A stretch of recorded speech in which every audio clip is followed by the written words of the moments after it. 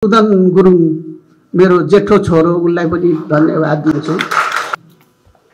र जेनजीहरूको बीचमा घाइते अथवादेखि जो शहादत पाए, जो चाहिँ अहिले शहीदका रूपमा नामाकरण भएका छन्, उनीहरू र आन्दोलन गर्ने पक्षहरू जेनजीहरू छन्, उनीहरूको बीचमा एउटा राम्रो सम्झौता भएको रहेछ भन्ने अरूले पनि अनुकरण गर्न सकुन् भनेर हामीले दुईटा, एउटा त जेनजीहरूले नै लिएर आउनु भएको प्रतिनिधि हुनुहुन्थ्यो भने हामीले अर्को एउटा अन्तर्राष्ट्रिय अनि त्यसपछि विज्ञ पनि हुनुभएको हामीले सूर्यजीलाई सम्म हामीले अनुरोध गऱ्यौँ, तपाईँ पनि हेरिदिनुस् यसमा।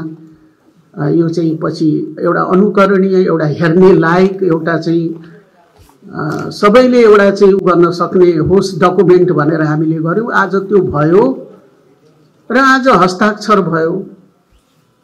एउटा एकतर्फबाट चाहिँ एकजना जेनजी नै भएर शहादत हुनुभएको उहाँको पिताले सही गर्नुभयो भने नेपाल सरकारको तर्फबाट म प्रधानमन्त्री हैसियतले मैले गरेँ। एउटा कोसे ढुङ्गाको रूपमा खडा छ।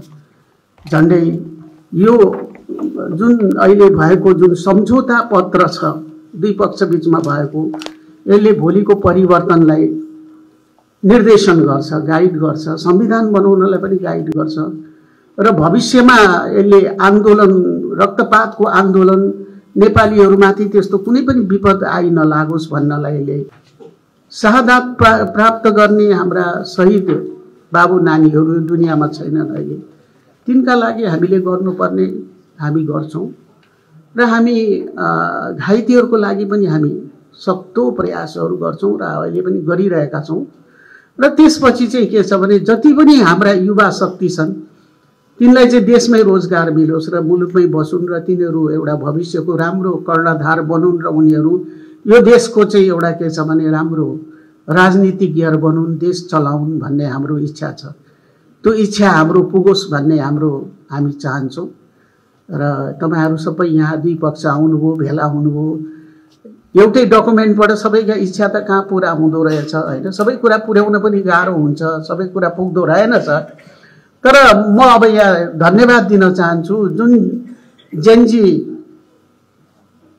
बाबुहरूले, छोराछोरीहरूले यहाँ दिनरात आएर खट्नुभयो, उनीहरूलाई पनि म धन्यवाद दिन्छु।